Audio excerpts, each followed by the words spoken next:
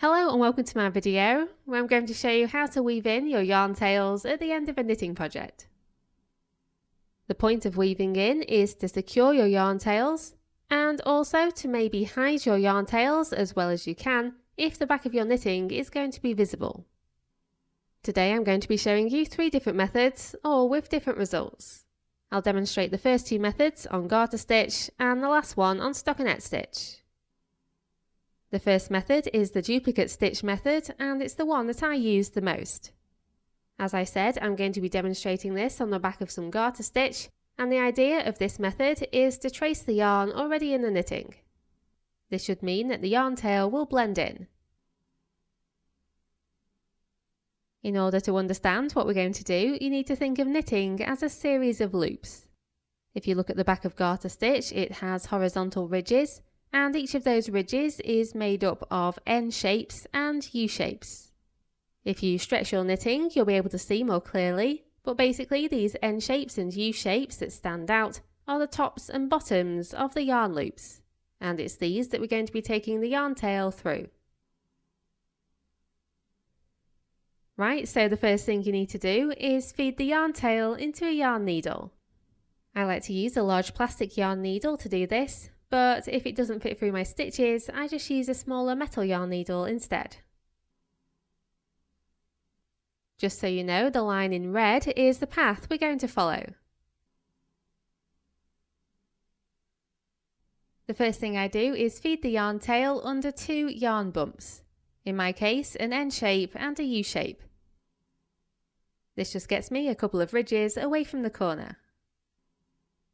As I said before, the path we're going to be following is a big wavy line, and that line is going to span 2 garter stitch ridges. I then follow the N shape that comes out of the yarn bump I've just gone through, and I go down through the adjacent U shape. Then I go down through the N shape of yarn that I've already come out of.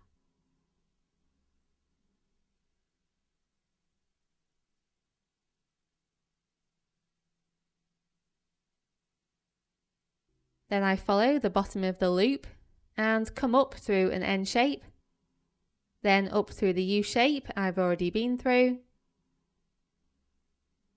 Then I follow the top of the loop and come down through this U shape, and then down through the N shape I've already been through.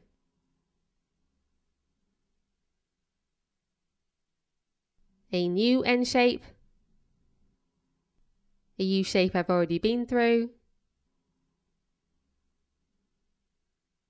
a new U shape, an N shape I've already been through,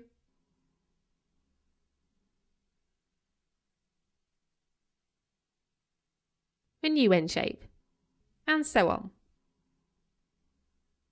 And you just repeat this until you feel that the yarn tail is secure.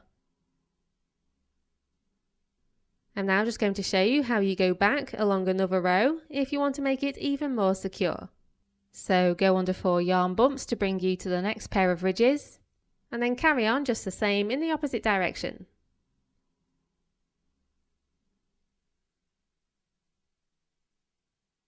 The amount you have to weave really depends on the type of yarn you're using. For instance, if you're using a slippery or smooth yarn, you'll have to weave it a lot more to secure it. Whereas if you're using a sticky yarn, i.e. a yarn that sticks to itself quite well, like wool, then you'll need to weave it less. Once you've finished, just give your knitting a stretch, like so, in both directions, to make sure the yarn tail hasn't been woven in too tightly. And here is the result. As you can see, the yarn tail is almost invisible, and that's what makes this method perfect if the back of your knitting is going to be seen. Then cut off the excess yarn, making sure to leave a tiny yarn tail behind. The weaving in does make this area a little bit thicker, but that's really the only evidence.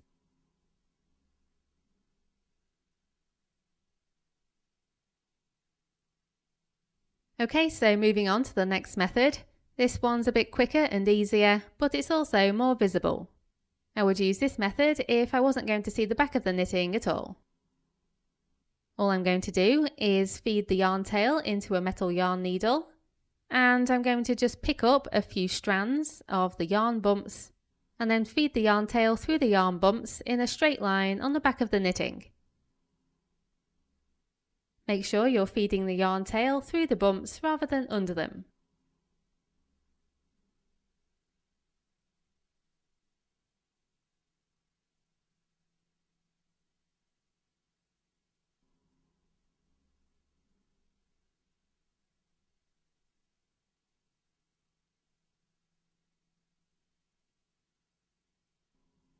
Then do exactly the same in the opposite direction.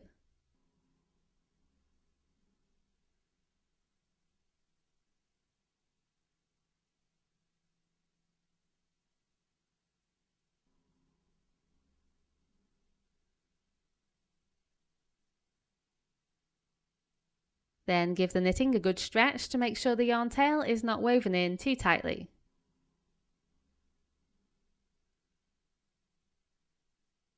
Then cut off the excess yarn, again leaving a tiny yarn tail.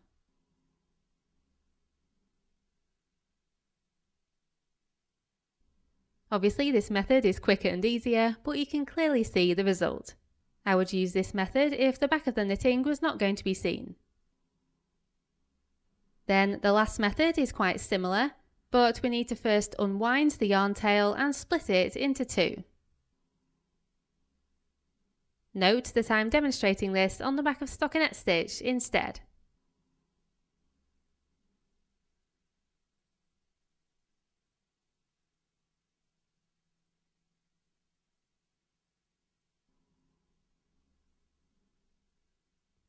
Feed one half through the yarn bumps as we did in the previous method, except this time in a curve shape.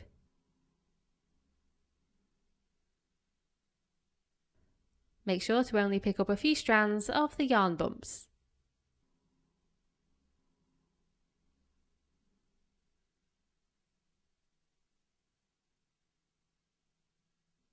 Then repeat the same with the other half of the yarn tail, but this time go in a slightly different direction and finish where the other half emerges.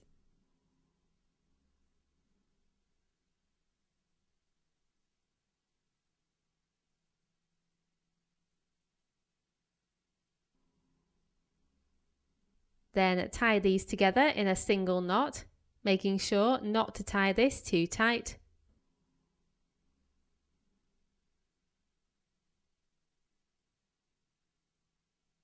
And then weave in the rest of the strands.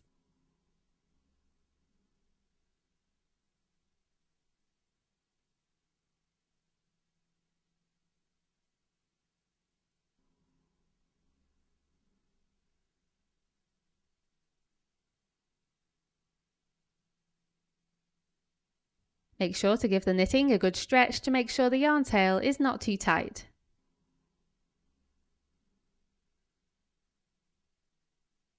Cut off any excess yarn, again leaving a tiny yarn tail. As you can see, this yarn tail is a lot less visible than in the previous method, although there is a small knot, which is usually something you want to avoid in knitting. I would personally use this method if I had a particularly short yarn tail and wanted to make sure it was secure. And another couple of notes I want to give you are that if you have a yarn tail coming out of your knitting next to a seam, then you'll normally want to weave that yarn tail into the seam, unless the seam would then end up too bulky. And another note is that if you're doing colour work, really try and make sure that you weave the yarn tail into a matching block of knitting. For example, if you have a blue yarn tail, try and weave that into a block of blue knitting. Because if you knit it into a block of white knitting, for instance, instead, then it's going to stand out a lot and it might be visible on the front. And that's it, that's how you weave in your yarn tails. I really hope you found that useful and thank you very much for watching.